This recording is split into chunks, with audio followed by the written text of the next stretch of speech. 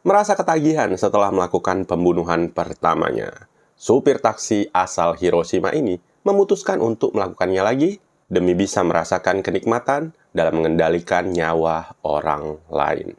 10, 9, 8, 7, 6, 5, 4, 3, 2, 1.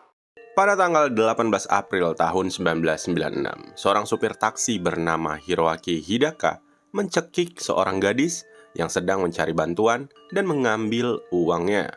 4 bulan setelah kejadian tersebut, dia kembali melakukan pembunuhan kepada seorang PSK dan mengambil sejumlah kecil uang darinya.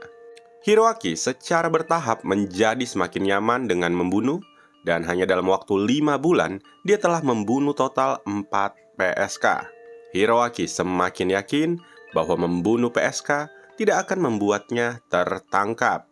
Dan sayangnya, dalam pembunuhan terakhirnya, polisi mulai meletakkan kecurigaan kepadanya setelah adanya laporan dari saksi mata. Kasus ini adalah kasus kegilaan karena ketika dia membunuh lebih banyak orang, dia secara bertahap mulai menikmati pembunuhan itu sendiri. Seperti biasa, biar lebih afdol, mari kita cari tahu dulu tentang profil si pelaku dalam kasus ini, bagaimana kehidupan masa lalunya sebelum menjadi seorang pembunuh, dan apa yang melatar belakanginya sehingga dia bisa melakukan hal sekeji ini. Pelaku dalam kasus ini bernama Hiroaki Hidaka, yaitu seorang pria yang lahir pada bulan April tahun 1962 di kota Miyazaki, prefektur Miyazaki. Orang tuanya adalah salah satu keluarga terkaya di daerah tersebut yang diketahui memiliki banyak lahan perhutanan, dan Hiroaki lahir sebagai anak bungsu dari 3 bersaudara. Sejak kecil, Hiroaki sangat menyukai aktivitas fisik, yang dimana sejak SD, Hiroaki diketahui sangat aktif dalam kegiatan olahraga seperti softball dan baseball, dan ketika memasuki masa SMP-nya, dia menjadi kapten tim baseball di sekolahnya tersebut. Selain itu, dalam dunia akademisnya, Hiroaki juga bukanlah anak yang biasa-biasa saja. Dia diketahui sebagai anak yang pintar dan tentu saja berprestasi, di mana orang tuanya memberikan dukungan penuh kepadanya dengan cara mendaftarkan Hiroaki ke sekolah persiapan terbaik di prefektur untuk melanjutkan pendidikan SMA-nya. Masa SMA adalah masa terbaik baginya. Hiroaki sangat pandai dalam sejarah Jepang dan mempertahankan peringkat 15 besar di kelasnya, di mana dia dikenal secara lokal sebagai siswa berprestasi dengan kemampuan olahraganya yang serba bisa. Kehidupan remaja Hiroaki mungkin akan membuat iri orang-orang yang tidak seberuntung dia, karena selain jago dalam bidang olahraga, dia juga anak yang pintar, yang terlahir dari keluarga kaya, yang tentu saja orang tuanya selalu memanjakannya dengan memberi uang saku sebanyak yang dia inginkan. Kemudian, sekitar bulan Maret tahun 1981, Hiroaki lulus dari SMA. Karena dia bercita-cita menjadi guru ataupun PNS, Hiroaki memutuskan untuk mengikuti ujian masuk untuk bisa mendapatkan rekomendasi Universitas Tsukuba. Namun sayangnya, dia tidak berhasil mendapatkannya dan memilih untuk masuk ke Fakultas Hukum di Universitas Fukuoka yang sebenarnya dia tidak begitu menginginkannya. Yang akibatnya, ini membuat dia sangat frustasi. Hiroaki sebisa mungkin menjalani kehidupan kampusnya dan selalu menghibur diri dari kegagalan sebelumnya dengan membual kepada teman-teman kampus bahwa dia adalah orang baik, sehingga dia mendapatkan rekomendasi untuk masuk ke Universitas Tsukuba. Memasuki tahun keempat masa universitasnya, dia mendapat kabar dari teman-teman SMA-nya bahwa mereka telah mendapatkan pekerjaan sebagai PNS yang membuat dia kembali bersemangat untuk menjalani perkuliahannya. Namun sayangnya, rasa semangatnya hanya datang sementara karena setelahnya dia kembali malas untuk melakukan aktivitas perkuliahannya, yang akhirnya membuatnya memutuskan untuk berhenti kuliah setelah dia tidak lagi membayar biaya kuliahnya tersebut. Selanjutnya, setelah putus kuliah, dia kembali ke rumah orang tuanya, di mana dia bekerja sebagai pegawai sementara di balai kota Miyazaki. Tapi pada masa-masa ini, dia juga menjalani kehidupan liar dengan minum-minum dan menggoda banyak wanita.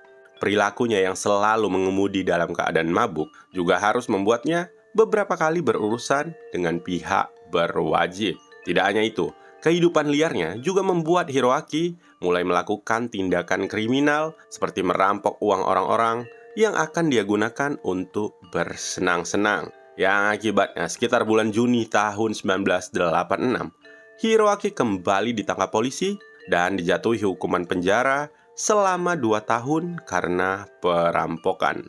Kemudian setelah dibebaskan dari penjara, Hiroaki memutuskan untuk meninggalkan kota Miyazaki dan tidak pernah kembali lagi ke rumah orang tuanya hingga bulan April tahun 1989. Pada masa-masa ini, dia tinggal dengan pamannya di Hiroshima dan mulai menjalani kehidupan barunya dengan bekerja secara tekun sebagai supir di sebuah perusahaan taksi.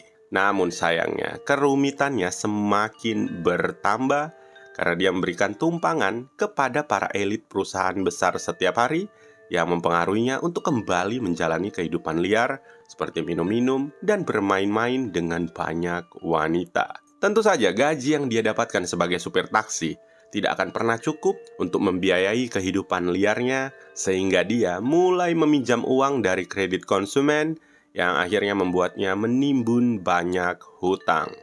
Selanjutnya, ketika dia berusia 29 tahun, Hiroaki bertemu dengan seorang wanita yang setahun lebih tua darinya yang dikenalkan oleh seorang paman kepadanya, di mana dia memutuskan untuk berpacaran dan menikah dengan wanita tersebut. Di masa ini, dia memiliki hutang sebesar 5 juta yen dan berusaha melunasinya dengan cara mengambil hipotek tambahan sebesar 4 juta yen ketika dia membeli sebuah rumah dan menambahkan 1 juta yen lagi dari tabungan istrinya. Selanjutnya, di bulan April tahun 1993, istrinya melahirkan seorang putri dan sekarang dia menjadi ayah dari 1 anak. Dengan sebuah rumah dan seorang anak yang dia miliki, Hiroaki mulai kembali mendapatkan kepercayaan dirinya. Namun sayangnya, 2 hari setelah kelahiran putrinya tersebut, istrinya mengalami gangguan mental selama masa nifas dan harus dirawat di rumah sakit. Sementara itu, Hiroaki yang tidak mampu merawat bayi memutuskan untuk menitipkan anaknya tersebut di rumah orang tua istrinya. Karena situasi seperti ini, Hiroaki kembali menjalani hidup berantakannya dan tentu saja dia mulai berhutang untuk bisa memenuhi gaya hidupnya. Dan meskipun pada akhir tahun 1994, abang kandungnya telah mengambil alih utangnya sekitar 2 juta yen, kehidupan Hiroaki malah semakin sulit dan terus menimbun banyak hutang. Kemudian, beberapa tahun sebelum pembunuhan pertamanya, Hiroaki yang dikenal sebagai tukang taksi sering pergi ke daerah Nagaregawa Hiroshima pada malam hari, di mana dia menggeledah dan mencuri dari orang-orang di sana. Dan tentu saja uang tersebut akan dia gunakan untuk bersenang-senang, dan ketika dia tidak bisa mendapatkan apapun atau kehabisan uang, dia hanya akan pergi ke Nagaregawa untuk bersantai. Hingga sekitar bulan April di tahun 1996, Hiroaki telah kembali memiliki hutang sekitar 3,5 juta yen, namun dia berusaha untuk mencicil hutangnya dengan membayar 150.000 yen per bulan. Kehidupannya benar-benar sulit, dan ketika dia tidak memiliki uang sama sekali untuk mencicil hutangnya, dia berencana untuk melakukan bunuh diri agar bisa melunasi hutangnya dengan hasil dari polis asuransi jiwanya. Tapi dia berulang kali mengurungkan niatnya tersebut dan berpikir bahwa dia tidak boleh bunuh diri, apalagi menyalahkan semua nasib buruknya kepada orang-orang di sekitarnya. Dan sayangnya, dia malah akan melakukan pembunuhan pertamanya pada bulan ini, yang jelas-jelas akan merugikan orang lain yang tidak bersalah. Tanggal 18 April tahun 1996 adalah hari di mana Hiroaki melakukan kejahatan pembunuhannya untuk pertama kali. Korban pertamanya ini adalah seorang gadis SMA yang masih berusia 16 tahun yang dia temui di sebuah taman di Yagenbori. Hiroaki yang bekerja sebagai supir taksi di kota Hiroshima tentu saja sering lalu lalang di sekitar kota, di mana dia menemukan targetnya yang beberapa kali pernah dia lihat. Pada masa ini, ada istilah enko, yaitu di mana seorang gadis muda berusia belasan hingga 20 tahun menawarkan jasa kencan kepada pria berusia 30-an atau lebih yang kebanyakan aktivitasnya hanya seperti bertemu di taman, menemani makan, bermain arkade, atau nonton di bioskop. Dan para pria itu akan membayar gadis muda tersebut untuk jasanya. Fenomena ini sempat menjadi masalah sosial di Jepang, yang tentu saja hal tersebut tidak akan jauh dari aktivitas seksual dengan perjanjian mau sama mau. Tapi, seringkali para gadis ini tidak menyadari bahwa ada bahaya yang akan mengancam mereka, seperti pelecehan seksual atau bahkan pembunuhan. Saat ini, istilah engko telah diubah menjadi papakatsu yang memiliki citra yang lebih lembut. Tapi tetap saja ini merupakan prostitusi jika melibatkan hubungan seksual dan merupakan sebuah pelanggaran yang serius. Bahkan dalam beberapa kasus, wanita juga didakwa melakukan kejahatan papakatsu. Dan hari itu, seorang gadis SMA berusia 16 tahun bernama Miyaji yang sedang mencari pelanggan papakatsunya bertemu dengan Hiroaki dan sepakat untuk menggunakan jasanya dengan biaya 20.000 yen, di mana mereka selanjutnya memutuskan untuk pergi ke sebuah hotel di dekat stasiun Hiroshima. Ketika tiba di hotel, Miyaji mengatakan kepada Hiroaki bahwa dia datang dari Osaka ke Hiroshima untuk bekerja demi melunasi hutang ayahnya yang kabur dari rumah karena ayahnya tidak memiliki kerabat lagi selain dia dan juga ibunya. Dia hanya harus membayar 100.000 yen lagi kepada bank dan dia akan segera terbebas dari hutang ayahnya tersebut. Miyaji menceritakan masalahnya tersebut sambil menangis dan menambahkan bahwa hari ini adalah jatuh tempo pembayarannya sehingga dia akan segera pergi ke stasiun Kure setelah menyelesaikan jasanya kepada Hiroaki. Mendengar curhatan Miyaji, Hiroaki menjadi kasihan kepadanya. Dia mengatakan pada Miyaji bahwa dia akan mengantarkannya ke stasiun Kure dengan taksinya, di mana dia juga akan langsung membayar 20.000 yen kepada gadis tersebut tanpa harus menyelesaikan jasa kencannya. Namun sayangnya dalam perjalanan menuju stasiun Kure, pikiran jahat Hiroaki mulai muncul. Dia berpikir bahwa gadis ini pasti memiliki 100.000 yen di tangannya karena dia akan pergi melunasi utang ayahnya yang jatuh tempo hari ini. Ditambah lagi karena Hiroaki telah membayar 20.000 yen kepadanya, berarti dia memiliki uang di tasnya sekitar 120.000 yen, yang tentu saja jika dia bisa mengambil uang gadis tersebut, itu akan membantunya untuk membayar cicilan atas hutang 3,5 juta yennya kepada bank. Selain itu, Hiroaki berpikir bahwa jika satu-satunya kerabat gadis tersebut berada di Osaka, dia bisa membunuhnya dengan menyembunyikan mayatnya di pegunungan dan pasti tidak akan ada yang mengetahuinya. Dan jika mayatnya ditemukan, Hiroaki berpikir bahwa dia tidak akan dicurigai karena dia tidak jadi melakukan hubungan seksual bersamanya. Dengan pemikiran dan perencanaan yang matang tersebut, Hiroaki mulai melakukan aksinya dengan berpura-pura berhenti di sebuah kios di sekitar jalan yang tidak ramai dilalui orang-orang. Dia kemudian berkata kepada gadis tersebut bahwa mesin mobilnya tidak bekerja dengan baik, sehingga dia perlu untuk memeriksa kabelnya dan meminta gadis itu untuk mengangkat kakinya agar dia bisa mengambil beberapa peralatan. Waktu itu sekitar jam 10:50 malam hari, Hiroaki melingkarkan dasinya di leher Miyaji dan berusaha keras untuk melakukan kejahatan pembunuhan pertamanya hingga menyebabkan kematian bagi gadis muda tersebut.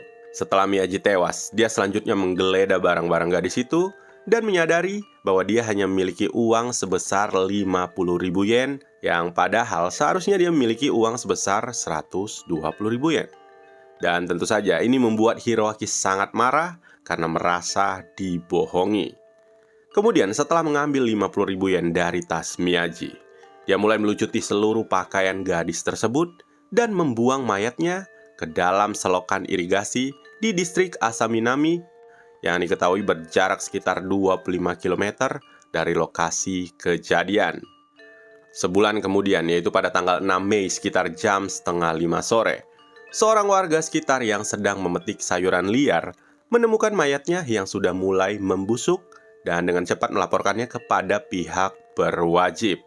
Namun sayangnya karena dia tidak mengenakan apapun, hanya sedikit petunjuk yang bisa didapatkan di mana identifikasinya sulit untuk dilakukan. Awalnya, Hiroaki melakukan pembunuhan kepada Miyaji murni karena motif keuangan.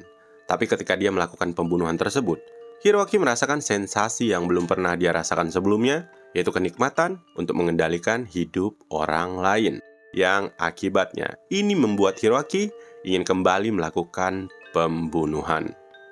Sementara itu, setelah 4 bulan penemuan mayat Miyaji, dia belum pernah sekalipun dicurigai atau bahkan diinterogasi polisi. Karena inilah dia berpikir bahwa membunuh para PSK yang tidak memiliki kontak dengannya akan membuatnya lolos dari kecurigaan polisi. Dengan perasaan lega dan pemikiran seperti inilah, Hiroaki kembali melakukan pembunuhan kepada seorang wanita berusia 23 tahun yang pada saat itu bekerja di sebuah snack bar. Hari itu sekitar tanggal 12 Agustus di tahun yang sama. Rie yang bekerja di sebuah bar sedang menunggu pelanggannya di Taman Shintechi. Disinilah Hiroaki mendekatinya dan menawar jasa prostitusinya. Dia membayar Rie sebesar 30.000 yen terlebih dahulu dan mereka pergi ke sebuah hotel untuk berhubungan seks. Dalam perjalanan untuk mengantarnya pulang dengan taksi, Hiroaki menghentikan mobil dengan menggunakan taktik yang sama seperti serangan pertama, yaitu berpura-pura mengalami masalah mesin dan meminta Rie untuk membalikkan jok di kakinya. Hiroaki kemudian mendekati Rie dari belakang untuk mencekiknya, dan karena dia sudah belajar dari kejahatan pertamanya, kali ini dia menggunakan sarung tangan militer agar tangannya tidak licin. Rie yang tercekik memohon agar Hiroaki tidak membunuhnya, dan tentu saja dia tidak akan memperdulikan permohonan wanita muda tersebut, yang akhirnya dia kembali melakukan pembunuhan keduanya. Setelah membunuh dan mencuri 52.000 yen dari wanita tersebut, dia selanjutnya melucuti semua pakaian Rie dan membuang mayatnya ke sebuah lereng di sepanjang sungai Sekigawa di Ogoshi pada jam 2:20 waktu dini hari. Setelah melakukan kejahatan pembunuhannya sebanyak 2 kali, kondisi pikiran Hiroaki mulai berubah. Yang awalnya dia melakukan kejahatan tersebut karena uang ataupun seks, berubah menjadi untuk mencari kenikmatan dalam pembunuhan itu sendiri. Yang kemudian masih di tahun yang sama, Hiroaki kembali mendapatkan mangsanya yang dia lakukan pada tanggal 7 September. Waktu itu sekitar jam 11 malam, Hiroaki mendekati seorang PSK berusia 45 tahun bernama Mariko yang dia kenal dengan cukup baik dan beberapa kali telah menggunakan jasanya. Dia mengatakan kepada Mariko bahwa kali ini dia akan membayarnya 30.000 yen, tapi dia sedang tidak ingin melakukannya di hotel, jadi dia menyarankan untuk berhubungan seks di dalam taksinya saja. Walaupun sebenarnya pada saat itu Hiroaki sedang tidak ingin melakukan seks dengan Mariko. Setelah membayar Mariko dengan uang 30.000 yen, mereka pun masuk ke dalam taksi milik Hiroaki, di mana mereka pergi menuju arah Kakemachi untuk mencari tempat yang sepi. Dan kebetulan daerah tersebut mereka anggap sebagai tempat pembuangan sampah. Kemudian sekitar jam 12:10 malam hari, Hiroaki menghentikan taksinya di sebuah jalan pegunungan yang gelap. Dengan cara yang sama seperti sebelumnya, Mariko mematuhinya dan menunggunya dengan tenang di kursi penumpang. Kali ini Hiroaki menggunakan ikat pinggang untuk mencekik Mariko dari belakang. Mariko yang terkejut berusaha melawan dengan keras, namun sayangnya dia tidak mampu menandingi kekuatan pria tersebut, yang akhirnya Mariko pun tewas di tangan kejam Hiroaki. Kemudian sekitar jam 10:10 pagi harinya, Hiroaki mencuri uang tunai milik Mariko sebesar 82.000 yen dan mulai membawa mayatnya tersebut dengan taksinya. Dia berkendara selama sekitar 1 jam untuk mencari tempat di mana dia akan membuang mayatnya tersebut. Hingga akhirnya dia menemukan sebuah lereng di tepi kiri sungai Takiyama yang diketahui berjarak sekitar 1 km dari lokasi pembunuhan. Di lereng tersebutlah dia membuang mayat Mariko, dan untuk memperlambat penemuan mayatnya, dia sengaja menyembunyikannya dengan lembaran plastik biru yang dia curi dari rumah pertanian terdekat. Meskipun mayat dari kejahatan pertamanya ditemukan segera setelahnya, tapi sayangnya tidak ada laporan lebih lanjut setelah itu. Lebih jauh lagi, insiden kedua dan ketiga bahkan belum ditemukan oleh polisi. Karena hal inilah keyakinan Hiroaki dalam situasi ini semakin bertambah. Yang akhirnya kurang lebih 1 minggu setelah kejahatan terakhirnya, Hiroaki kembali mendekati seorang PSK bernama Yoko yang saat itu berusia 32 tahun, dan Hiroaki telah beberapa kali juga menggunakan jasanya. Hari itu sekitar jam 10 malam di tanggal 13 September tahun 1996, Hiroaki membujuk Yoko untuk masuk ke dalam taksinya, di mana mereka berbicara santai selama 10 menit. Kemudian Hiroaki pergi sebentar meninggalkan Yoko untuk membeli bir, dan ketika dia kembali ke taksinya, dia menemukan bahwa Yoko telah pergi meninggalkannya.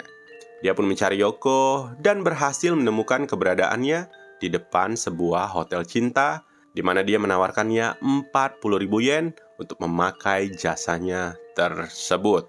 Hiroaki mengatakan pada Yoko untuk melakukannya lebih jauh dari daerah tersebut, jadi dia membawa Yoko menuju sebuah tempat di dekat bendungan Sekiward yang diketahui sebagai tempat yang sepi dengan hanya sedikit aktivitas lalu lintas. Mereka kemudian memasuki sebuah hotel cinta di daerah tersebut dan meninggalkan hotel pada jam 2 kurang 10 menit dini hari untuk pergi menuju ke kota Hatsukaichi. Tidak lama setelah jam 2 pagi, Hiroaki memutuskan untuk membunuh Yoko dengan menggunakan modus operandi yang biasa dia lakukan, yaitu menghentikan taksi di jalan pedesaan yang sepi dengan alasan masalah mesin. Dia kemudian menyuruh Yoko untuk menaikkan kakinya ke atas kursi. Tapi, sepertinya Yoko merasakan firasat aneh dan menolak untuk melakukannya, di mana dia mengatakan bahwa dia akan pulang sendirian dan berlari meninggalkan taksi tersebut. Hiroaki yang tidak sabar bergegas mengejar Yoko menggunakan taksinya. Merasa situasi bahaya sedang mengancamnya, Yoko mengambil uang 40.000 yen yang dia terima sebelumnya dari Hiroaki dan melemparkannya ke dalam taksi tersebut. Hal ini semakin membuat Hiroaki menjadi sangat kesal dan dengan cepat mendekati Yoko dengan mengacukan pisau buah yang telah dia siapkan. Dengan pisau tersebut, dia mengancam akan membunuh Yoko dan berhasil kembali menempatkan Yoko di kursi penumpang. Setelah berada di dalam taksi tanpa babi bu, Hiroaki langsung meninju wajahnya berulang kali hingga membuatnya pingsan. Dia kemudian melanjutkan pembunuhan dengan mencekiknya menggunakan dasi dan mencuri 56.000 yen dari wanita itu, termasuk 40.000 yen yang Yoko lemparkan kepadanya. Selanjutnya, sekitar jam 2 lewat 40 menit pagi hari, mayat wanita tersebut dibuang di rerumputan di sepanjang jalan lama, dan mayat tersebut seolah-olah hanya dibuang begitu saja. Setelah melakukan kejahatannya kepada Yoko, sekitar jam 4 pagi, Hiroaki kembali ke perusahaan taksi tempat dia bekerja di distrik Higashi, Hiroshima. Di sini, dia mengganti sarung kursi belakang taksinya dengan yang baru karena sarung sebelumnya telah dikotori oleh pembunuhan tersebut. Dia selanjutnya membawa sarung yang kotor itu ke rumahnya dan pergi bekerja seperti biasa keesokan harinya, di mana dia terus berkeliling di sekitar kota Hiroshima. Sebenarnya, seminggu setelah penemuan korban pertama, seorang wanita yang mengaku sebagai ibu kandung dari korban telah menghubungi polisi dengan mengatakan bahwa anaknya tidak bisa dihubungi dan menghilang tanpa kabar. Berkat bantuan dari wanita yang mengaku kehilangan anaknya inilah, polisi yang sebelumnya sulit mengidentifikasi mayat tersebut dengan segera mengetahui bahwa korban adalah Miyaji. Mereka melakukan pencocokan golongan darah. Perhiasan yang dikenakan seperti kalung dan anting-anting sangat mirip dengan yang biasa dikenakan Miyaji. Tidak hanya itu, bukti lain seperti sidik jari, rambut, bekas luka operasi usus buntu, dan foto ronsen dadanya mengarah pada identifikasi bahwa mayat tersebut adalah Miyaji. Namun sayangnya, polisi tidak bisa menemukan bukti apapun yang bisa mengarahkan mereka kepada si pelaku, dan penyelidikannya pun nyaris berhenti. Kemudian pada tanggal 14 September tahun 1996, yaitu hari di mana korban terakhir dibunuh, seorang wanita tua yang sedang berjalan-jalan dengan anjingnya menemukan mayat seorang wanita yang terbaring telentang di rerumputan. Mayat tersebut ditemukan dengan darah yang mengental di wajahnya dan tanda di lehernya yang mengindikasikan bahwa dia telah dicekik. Dari penemuan mayat tersebut, Departemen Investigasi Kepolisian Prefektur Hiroshima kemudian menetapkan bahwa ini adalah kasus pembunuhan dan penelantaran mayat, di mana mereka dengan cepat mendirikan markas investigasi di kantor polisi Hatsukaichi. Sementara itu, otopsi yang dilakukan di Fakultas Kedokteran Universitas Hiroshima menetapkan bahwa penyebab kematiannya adalah sesak napas akibat tekanan di leher. Dan perkiraan waktu kematiannya adalah sekitar jam 4 pagi di tanggal 14 September. Karena ada sedikit kekacauan pada pakaiannya dan selang waktu yang singkat antara perkiraan waktu kematian dan waktu penemuan mayat, tim investigasi berspekulasi bahwa wanita tersebut kemungkinan besar dibunuh di kota Hiroshima atau di sekitarnya dan diangkut ke tempat kejadian dengan menggunakan mobil di mana mayatnya mungkin telah dibuang pada dini hari di tanggal tersebut atau pada pagi harinya.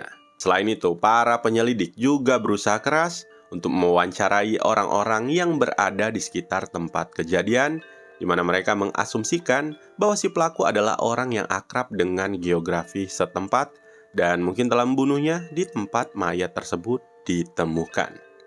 Kemudian sekitar jam 8 malam di hari yang sama, anak sulung dari korban terakhir menelpon 110 untuk melaporkan bahwa dia tidak bisa menghubungi ibunya.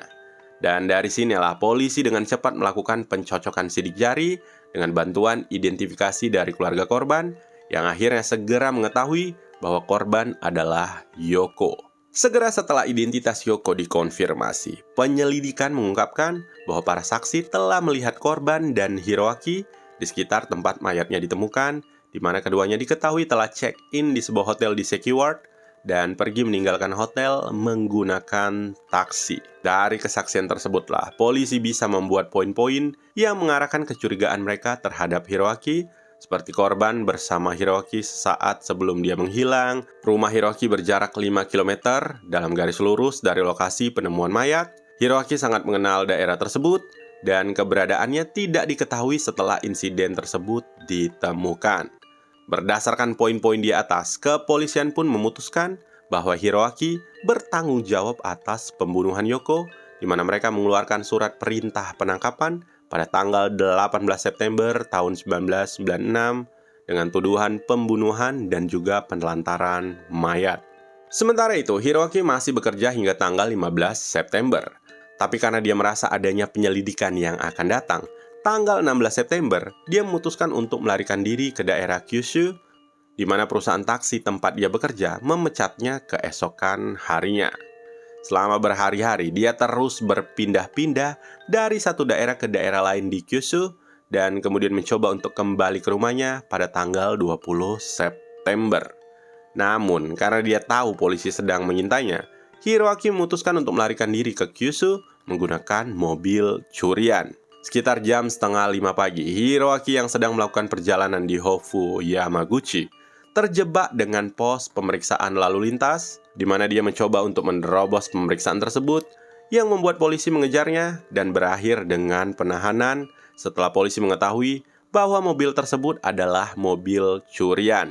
Sebenarnya, polisi hanya mencurigainya atas satu kasus pembunuhan, yaitu korban terakhirnya yang ditemukan pada tanggal 14 September. Tapi, ketika penyidik bertanya apakah ada hal lain yang dia sembunyikan, Hiroaki secara keliru mengira bahwa mereka telah mengetahui semua kejahatannya yang membuatnya mengakui pembunuhannya kepada 3 orang lainnya. Yang akhirnya secara resmi, Hiroaki didakwa bersalah atas perbuatannya kepada 4 korban yang dia bunuh antara tanggal 18 April hingga 14 September tahun 1996. Dan sesaat setelah penangkapannya, Hiroaki pun langsung menceraikan istrinya. Persidangan pertama Hiroaki diadakan pada tanggal 10 Februari tahun 1997 di Pengadilan Distrik Hiroshima, di mana Hiroaki Hidaka sepenuhnya mengakui dakwaan terhadapnya. Dalam pernyataan pembukaannya, jaksa penuntut mengacu pada kondisi psikologis Hiroaki yang mengatakan bahwa dia berpikir dia tidak akan dicurigai jika dia membunuh seorang PSK yang dia dekati di kota, dan bahwa sejak wanita kedua dan seterusnya, dia menjadi merasa senang untuk melakukan pembunuhan. Sementara itu, pembelanya berargumen bahwa orang normal tidak akan melakukan 4 pembunuhan untuk beberapa puluh ribu yen. Jadi, dia meminta kepada pengadilan agar melakukan evaluasi kejiwaan untuk menentukan apakah dia bertanggung jawab atau tidak. Dan hakim ketua menerima permintaan pembelanya tersebut. Selanjutnya pada tanggal 23 Februari tahun 1999, persidangan kembali diadakan. Di persidangan ini, hasil evaluasi kejiwaan Hiroki menunjukkan bahwa dia berada di bawah tekanan karena hutangnya yang sangat besar dan juga penyakit istrinya. Situasi ini telah membuatnya menjadi kehilangan kepercayaan diri sebagai seorang pria, dan pembunuhan itu adalah untuk membuktikan kekuatan aslinya. Ada kemungkinan bahwa dia berada dalam kondisi mental yang tidak biasa, sehingga kasus ini tidak dianggap sebagai kasus patologis yang akan mempengaruhi kapasitasnya untuk bertanggung jawab. Kemudian pada tanggal 6 Oktober, jaksa penuntut menyatakan bahwa dia telah membunuh 4 orang yang tidak bersalah, dan ini adalah kejahatan yang berpusat pada diri sendiri tanpa ada harapan untuk diperbaiki. Oleh karena itu, jaksa penuntut meminta hukuman mati untuk Hiroaki. Setelah argumen terakhir dari pembelanya dengan berlinang air mata, Hiroaki meminta maaf kepada para korban dengan mengatakan, "Jika saya diizinkan, saya akan mati sekarang juga dan meminta maaf, tetapi itu tidak cukup untuk menebus kejahatan saya. Saya ingin menghadapi kengerian kematian sampai hukuman saya dilaksanakan, berkubang dalam kesengsaraan saya, mengalami sebagian kecil dari kengerian kematian dan rasa sakit yang dialami para korban. Dan hanya dengan begitu, saya bisa menebus kesalahan saya. Semoga saya akan menemui para korban dan meminta maaf kepada mereka sesegera mungkin. Sulit dan menyedihkan untuk memikirkan untuk apa saya dilahirkan ke dunia ini dan bagaimana saya menjalani hidup saya." Kemudian pada sidang penjatuhan hukuman di tanggal 9 Februari tahun 2000, Hakim Ketua mengatakan ini adalah kasus yang jarang terjadi dan keji, di mana 4 orang dibunuh dalam waktu yang sangat singkat. Perencanaannya jelas dan tidak ada hal-hal yang meringankan di mana dia layak untuk dijatuhi hukuman mati. Hakim juga menambahkan untuk tetap merasa kasihan kepada para korban yang tidak memiliki alasan untuk dibunuh. Hiroaki menerima keputusan hakim pengadilan dan tidak berniat untuk mengajukan banding, yang akhirnya hukuman mati untuknya dikukuhkan sebagaimana adanya. Dia pun kemudian dieksekusi pada tanggal 25 Desember tahun 2006 pada usia 44 tahun.